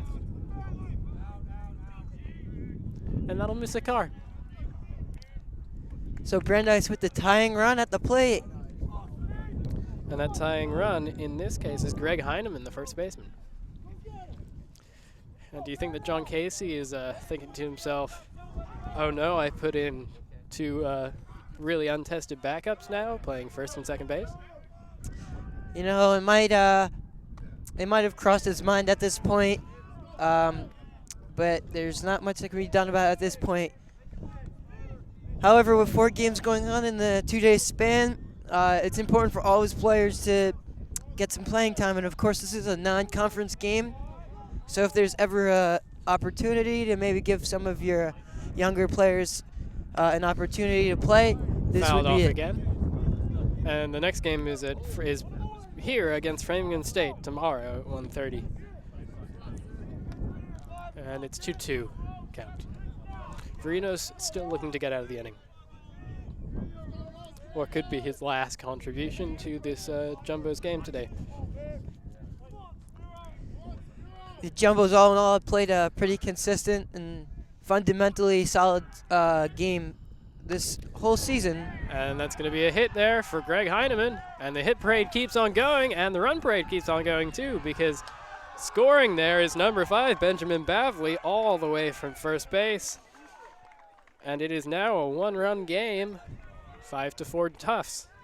The Jumbos, who've had their consistency and fundamentals lead them to their 10-3 record up to this point in the season, have seen it go to the wayside here in the 5th inning, as poor defense has seen their lead all but diminish down to 1 run now. And now it's up to the man who is their best player, Ryan Healy, who, mind you, has not performed today at all. He is, I believe, 0 for 5 over the course of this doubleheader to try and produce one final moment of magic. And that he will. That is going all the way deep into the outfield. Healy's rounding second. And holding up his third is Greg Heineman. A double for Ryan Healy, and it just keeps on coming here.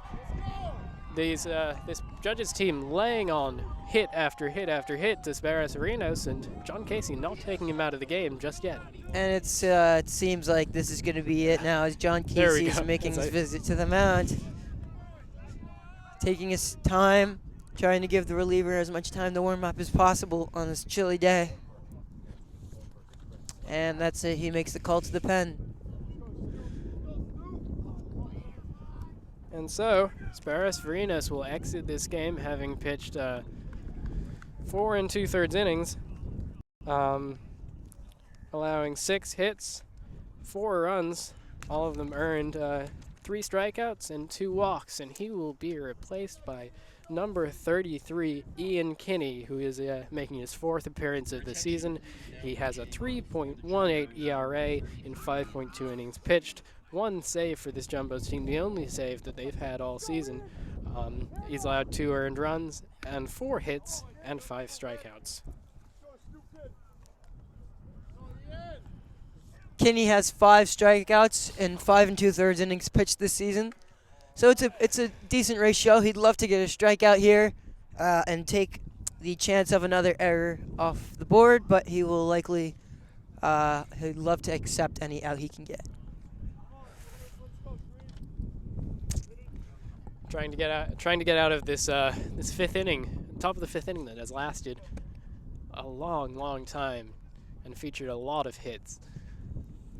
5 to be exact, in addition to a walk. Brandeis currently has runners on 2nd and 3rd, so even though they're still down by 1 run, a base hit could put them in the lead here. So this is a critical batter.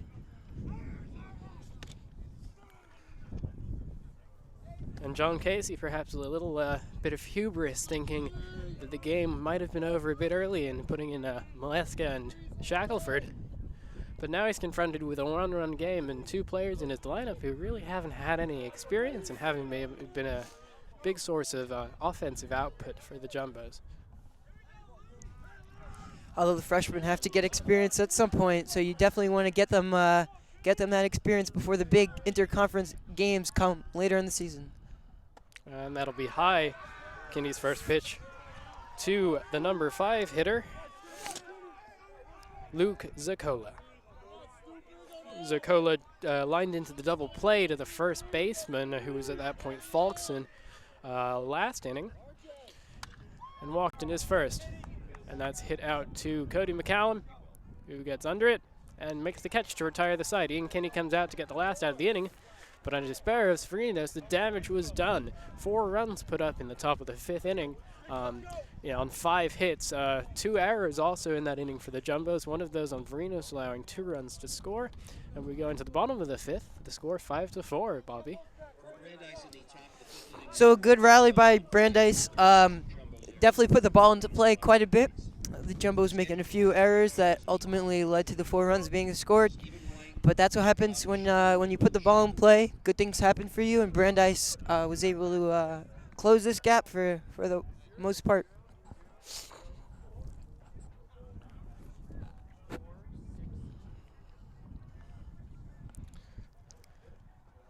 And it looks like Sam Miller is going to stay on the mound after his relatively lengthy layoff in that last inning. You know, we'll see if the layoff makes a big impact on him, especially on a cold day like today. Your muscles tense up pretty quickly, and so we'll see if he can warm up and get back into it here. I don't know where he's going, but Ian Kinney looks like he's gone for a run.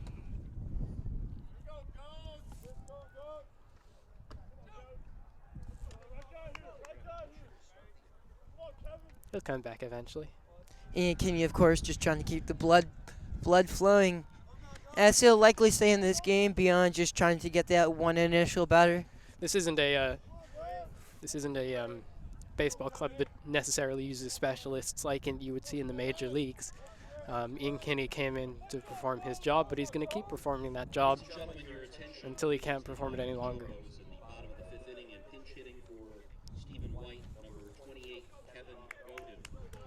This is number 28, Kevin Godin, appearing in his 7th game of the season. He's made 3 starts. He's pinch hitting for Stephen White, who had been DHing up until this point. Godin has 5 hits on the season, 2 RBI, and 4 walks to go with 4 strikeouts.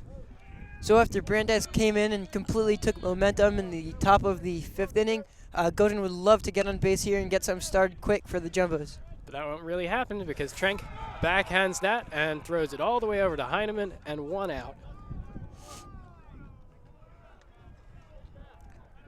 So a good start to the bottom of the 5th for Sam Miller and Brandeis.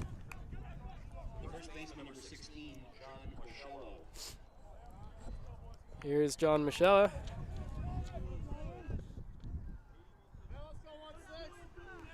He is batting 0 for the season. 5 at-bats, yet to get his first hit, but he does have 1 RBI. And a good thought by Michelle, try and bunt for the hit there, but not able to put it into play. And he So- falls behind 0-1 as a result. A good thought when you're struggling offensively at the plate. You want to do anything to try and get that first hit. Once you get the first hit, it's definitely going to take a load off your shoulders mentally.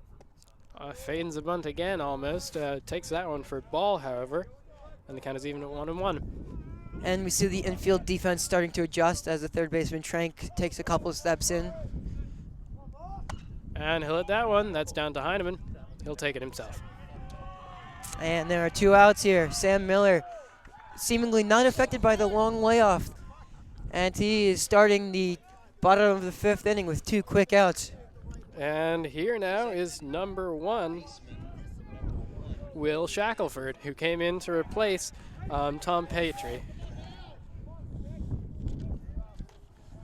Shackelford is batting 125 on the season. He has 8 at-bats, 1 of which resulted in a hit. He also has 1 RBI, but also 4 walks, so a nice on-base percentage. To go with a less than ideal batting average. And he swings and misses with that one, strike 1. Shackelford, a freshman, correct, Bobby? Indeed, and you were talking before, Charlie, about Coach bringing in Shackelford for defensive purposes earlier in the game, but maybe potentially regretting it now that the lead is gone. But Shackelford will try and get another hit and prove to his coach that he's got the offensive skills necessary to take on a larger playing time role here as we move into the second half of the season. And that's going to go all the way to the backstop, 2-1. Still no action in the Brandeis bullpen. They're sticking with Sam Miller, who has been pitching well recently. It's a tale of the momentum really switched among the pitchers. Miller had a rough start. Verinos had a very comfortable start, and now it's Miller comfortably in this game, and Sparrows Verinos out of it after 4 2/3. Of course, but the most important thing is who's feeling the most comfortable at the end of the game. And even though the judges taking a bit of the momentum shift, Jumbo still lead by 1 here in the bottom of the 5th. And Shackelford just fouls it off. So Shackelford, after falling to a quick 0-2 hole, doing a good job keeping the at-bat alive.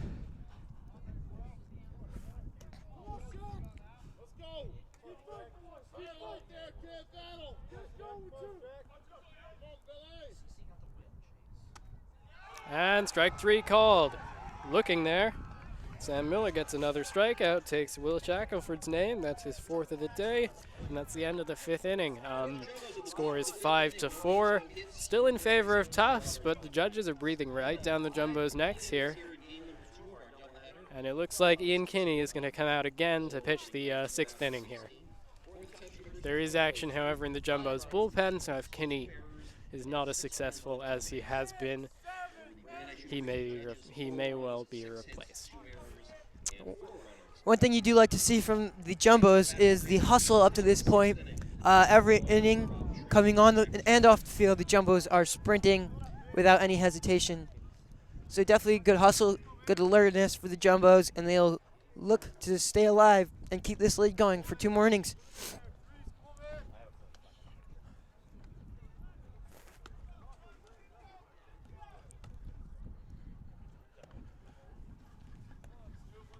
And a reminder, this game is only 7 innings. It's a non-conference matchup and part of a doubleheader, so we'll be calling it a day after this and one more. And everyone can get some warm things. What kind of warm things are you looking forward to after the game, Charlie? Central heating. I thought to myself, oh, it's baseball. I'll be nice and warm. But no.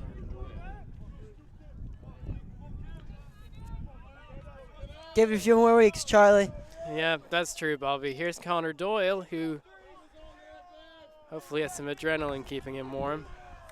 Hoping to get a hit here. He's 0 for 2 so far. He flew out to the shortstop Moser, and he struck out last inning. An inning where the judges batted around.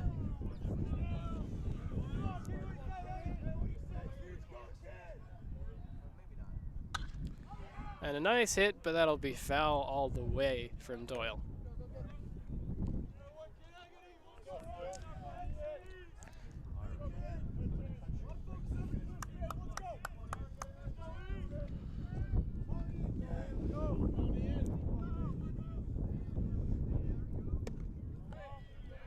That'll be 2-1. And one impact that the cold weather is having today is putting a little bit of a damper on the way the ball is flying off the bat. Of course, we did make note earlier of how the wind could potentially help with home runs, pushing the ball farther, as And we have a home run fly ball here. And McCallum almost overruns it, but he will get that as Doyle flies out to center field. The wind is going out towards the fences, but of course, we have the aluminum metal baseball bats that are not built for such cold weather. Typically, when the temperature is fewer than 40 degrees, this does tend to decrease the velocity with which the ball flies off the bat. Do you know what that is, Bobby? I don't know. It has something to do with the science of it. And that's a liner. That's a liner there from number 10, Rob Trank, and he'll be retired for a second out. Neither of us are science majors, so I'm afraid you'll have to Google that yourself. I had never heard that, actually. That's very interesting. Yeah, when you buy the aluminum bats nowadays, they actually come with a warning that you're not supposed to use them under 40 degrees. Do they have a risk of shattering or anything? No, they just it can put some wear and tear on the bat, and it wears down faster when you use it in the cold. But of course, these college players don't really have much of an option right now, as they've got the game scheduled and they must play, so that they will. And that's fouled well back by Max Hart, who is 2 for 2 on the day. Really a catalyst for a lot of this success for the judges. He got a hit to start off that. He continued the streak earlier, and he broke up Sparis Arenas' 3 innings of no-hit baseball. Hoping to go 3 for 3 right now.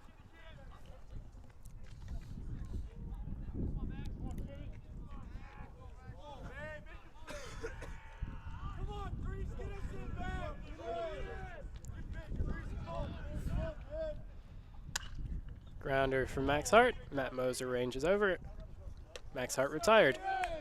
And that'll end the inning. A quick 1-2-3 inning for Ian Kinney. And the Jumbos will try and get some insurance runs on the board in the bottom of the sixth inning, yes.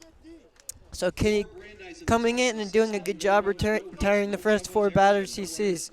Definitely a nice change of pace from the struggles that Sparos Verinos was having towards the end of the 5th inning. And so now the judges will only have one more chance to tie this game up.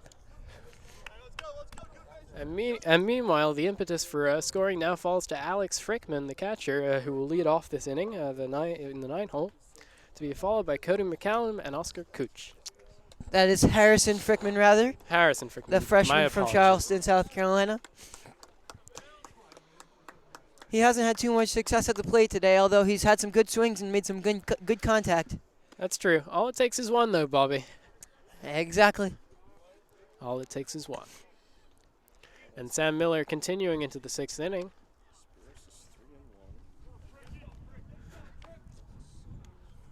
Has only had two little blips on the radar in the 1st and the 5th.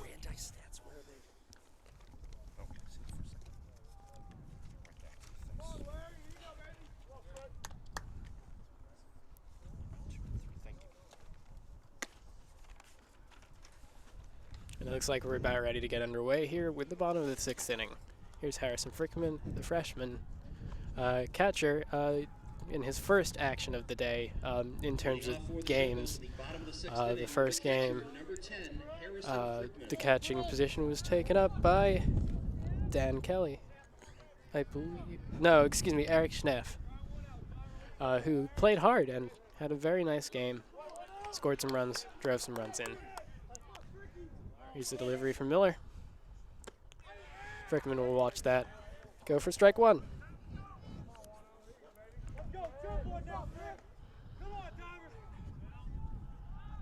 And strike 2.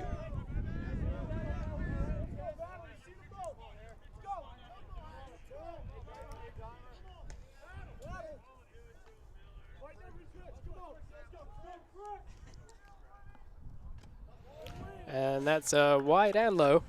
Ball one.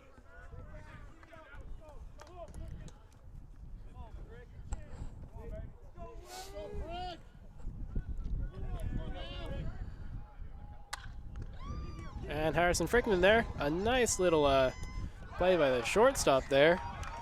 That is Luke Zakola on the fielding, and that'll retire Harrison Frickman. And another hard hit ball by Harrison Frickman, just putting it right where the fielders happen to be standing. He's not had very good luck today. In a game with some relatively undistinguished defense, that's a nice fielding by Luke Zakola on a difficult hop, sticking his glove out and then making the accurate throw to Ryan Heineman. It's so frustrating for these batters when they make solid contact and they feel like they put a good swing on the ball and they just hit it right at where the fielder's positioned. Here is Cody McCallum, 2 for 2 with a stolen base and a walk. So far today, he scored 1 run, made it to second the other 2 times. And that's low. Ball 2.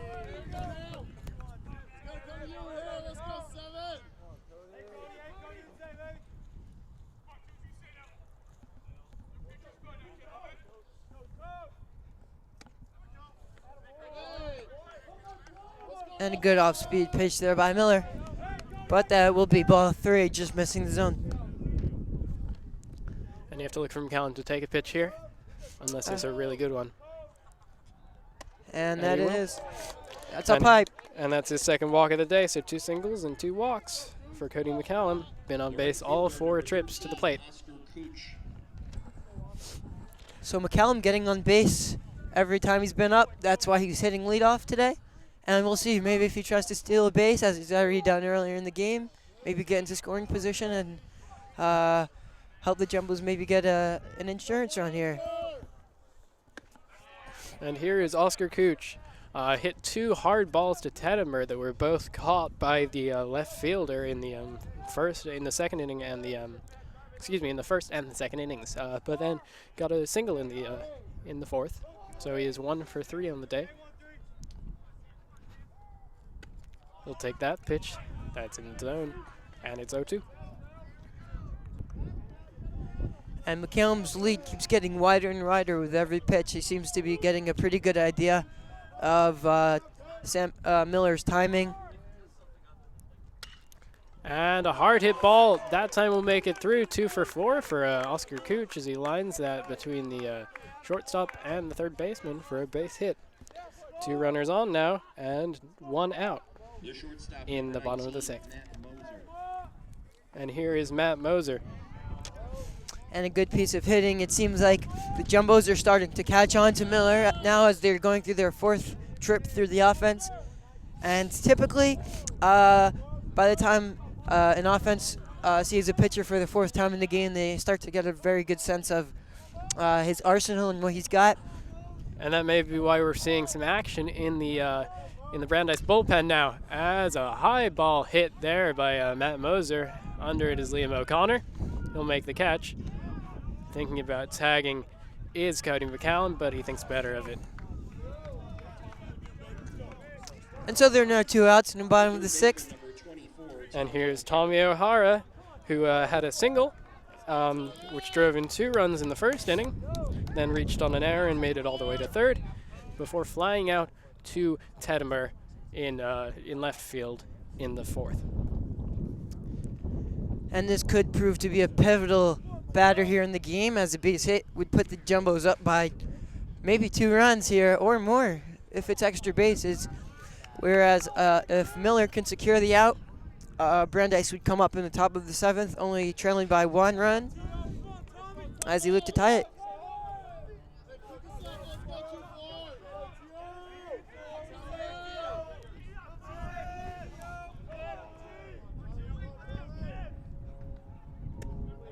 And that's outside, ball 1.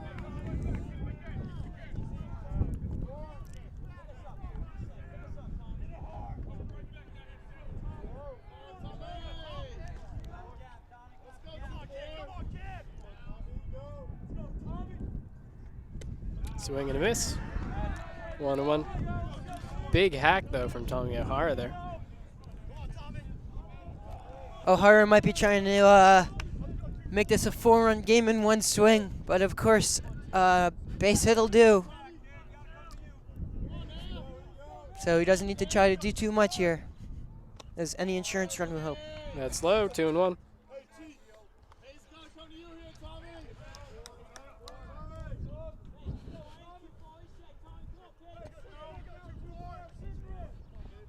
And Sam Miller's pace of pitching has certainly slowed down now that there's 2 base runners.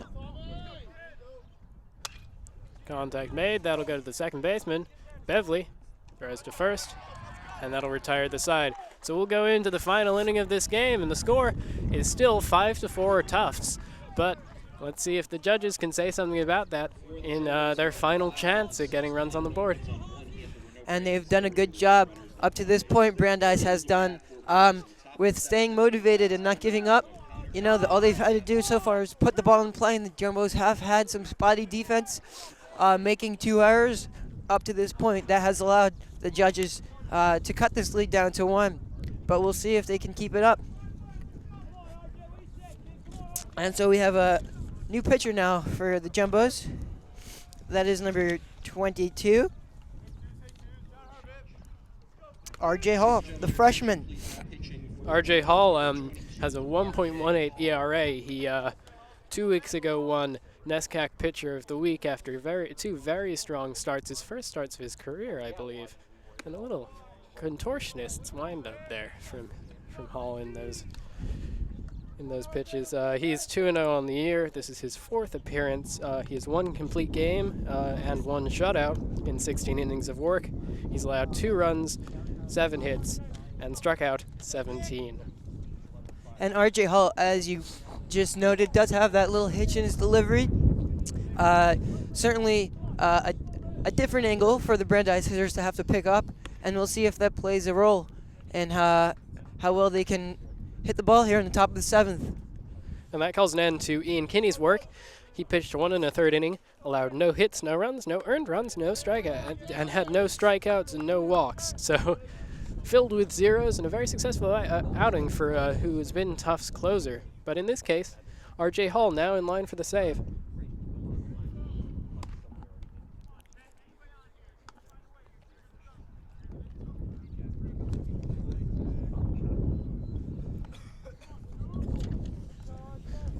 But the person in line between him and the save to begin with is going to be Ryan Tedimer, the left fielder. Tedimer struck out in the 3rd inning and flew out to the left fielder, his counterpart, in the 5th. Excuse me.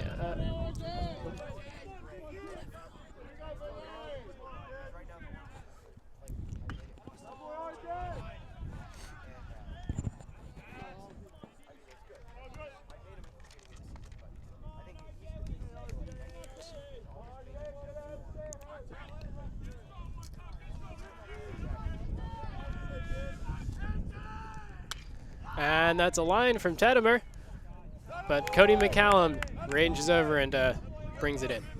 1 out. And McLaughlin has come out of this game. Harry Brown has replaced him in left field.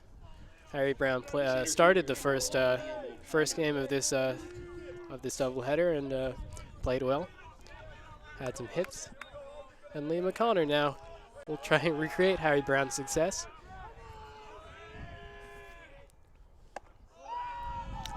R.J. Hall with the pitch a little bit high as he tries to bring it down here. O'Connor scored after reaching on an error last time. And he grounds it over to the second baseman. As Shackelford over to Mleska, freshman to freshman, sub to sub. 1 out becomes 2. And Brandeis are now down to their final out of this trip to Medford. And the Jumbos would love if R.J. Hall can get this out quickly, as they have 2 more games to play tomorrow, and they'd like to be able to use R.J. Hall again in relief if necessary. But of course, at this point, they just want to secure the victory, as they've seen a 5-0 lead fall and go to 5-4. And that's chopped over to Shackelford, and they'll recreate that partnership and call an end to this game. R.J. Hall earns the save with one inning of work. The freshman, Sparos Verinos, pitches 4 2/3 innings, allows 4 runs on 9 hits, and will earn the win. His counterpart, Sam Miller, has a complete game for the Judges. Allows 4 hits. He allows 9 hits and 5 runs, 2 errors for both teams, and an interesting game, a game of 2 halves, really. The Judges could do nothing until the 5th inning, when they just broke out and scored all 4 of their runs. But it wasn't enough. They couldn't come back with that final run and tie up the game, and then surpass that and win. And the Jumbos are able to hold off after winning 10-2 in the first half of the game. In the first half of the doubleheader, they win this one 5-4, and in the game up to 7 wins in a row. Their record now stands at 11-3, and they look tomorrow to Framingham State, who are coming up to the hill to play some baseball. Meanwhile, the Judges will go back to just outside of Boston, having 2 more losses on their record. They fall to 8-12-3, despite a valiant effort in this second half of the game. I've been Charlie Driver. Bobby, any final words? Yeah, I think the depth of this Jumbo's roster has really helped them get to this 11-3 record that they have right now. As we can see, the 4 big pitchers has provided a lot of depth and has allowed them to go to the bullpen early and when necessary. So Sparos Verino did a nice job early on, and when he had troubles, the Jumbos were able to go and get the relief that they needed. So overall, despite the 2 errors and the blip in the 5th inning, the Jumbos did a nice job and were able to hold on. So on behalf of JumboCast, thank you guys for joining us. Be sure to tune in for our doubleheader tomorrow. All right, thanks for tuning in. I've been Charlie Driver, here with Bobby Lovich from Huskins Field, and enjoy the rest of your Saturday and the rest of your weekend. Please tune in again.